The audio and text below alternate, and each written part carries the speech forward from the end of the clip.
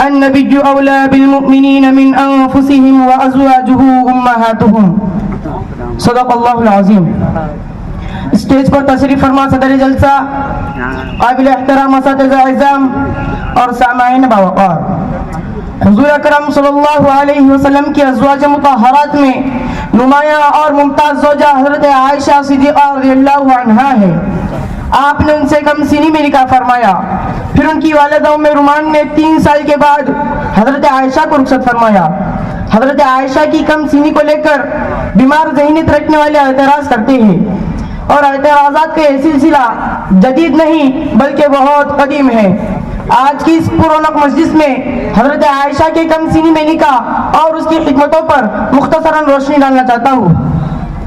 حاضرین بزم، آپ نے بحیثیت مجموعی جن خواتین سے نکاح کیا ان کی تعداد 11 ہے. ان میں ام المؤمنین حضرت عائشہ صدیقہ رضی اللہ عنہا کے علاوہ سب بیویاں مطلقہ تھی. آپ نے پہلا نکاح حضرت خدیجہ سے کیا جو عمر میں آپ سے 15 سال بڑی تھی اور ایک بیوہ خاتون تھی. 55 سال تک آپ کے نکاح میں ایک ہی بیوی رہی حضرت خدیجہ، اور ان کے بعد حضرت سودا. زندگی کے آخری 8 سالوں میں بقیہ ازواج آپ صلی اللہ علیہ وسلم کے نکاح میں آئی.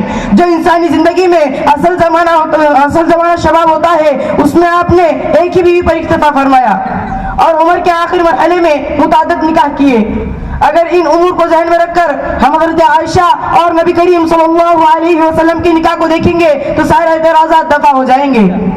سامعین بزم، اللہ کے رسول صلی اللہ علیہ وسلم کو حضرت عائشہ سے نکاح کی وجہ سے کئی بڑے فوائد حاصل ہوئے. اللہ تعالیٰ نے حضرت عائشہ کو غیر معمولی ذہانت و فطانت سے نوازا تھا.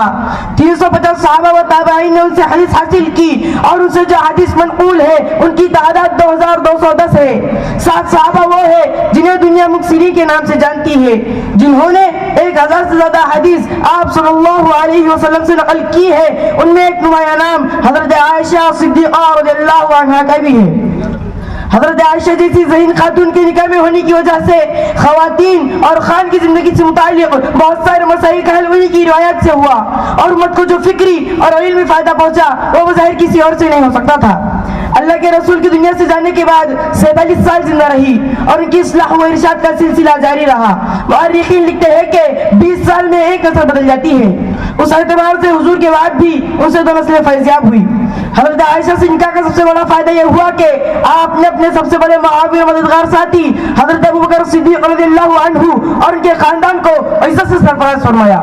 اور یہ وہ سعادت عظمی ہے جو کسی اور طریقے سے حاصل نہیں ہو سکتی تھی. اس لیے بعد والوں کو اختیار کس نے دیا؟ آخر ان کی کیا مجال کہ حضرت عائشہ پر اعتراض کرے؟ اور عفیفہ، صدیقہ، طاہرہ، مطہرہ، نیک سیرت، پاک خصلت، امت کی فقیہہ، محدثہ اور امت کی متفقہ ماں کے پاک دامن پر کیچڑ اچھالے اور اس کو داغدار بنانے کی کوشش کرے؟ سامعین باتمکین، کم عمری میں نکاح کا رواج صرف مذہب اسلام میں ہی نہیں ہے بلکہ دیگر مذاہب میں بھی پایا جاتا ہے. ہمارا عقیدہ ہے کہ حضرت عیسیٰ علیہ السلام حضرت مریم کے بدن سے معجزاتی طور پر بغیر والد کے پیدا ہوئے، لیکن بعض عیسائیوں کے قول کے مطابق جوزف نامی شخص سے حضرت مریم کا نکاح ہوا تھا. اس وقت حضرت مریم کی عمر 12 سال اور جوزف کی عمر 99 سال تھی. اسی طرح مہابھارت میں لڑکی کی شادی کی عمر 7 سال اور 10 سال بتائی گئی ہے، اور رامائن میں لکھا ہے کہ رام جی اور سیتا جی کی شادی کے وقت سیتا جی کی عمر صرف 6 سال تھی. الغرض، کم عمری میں نکاح کا رواج صرف مذہب اسلام میں ہی نہیں ہے بلکہ دیگر مذاہب میں بھی پایا جاتا ہے. بس میں ایک شعر پر اپنی بات ختم کرتا ہوں.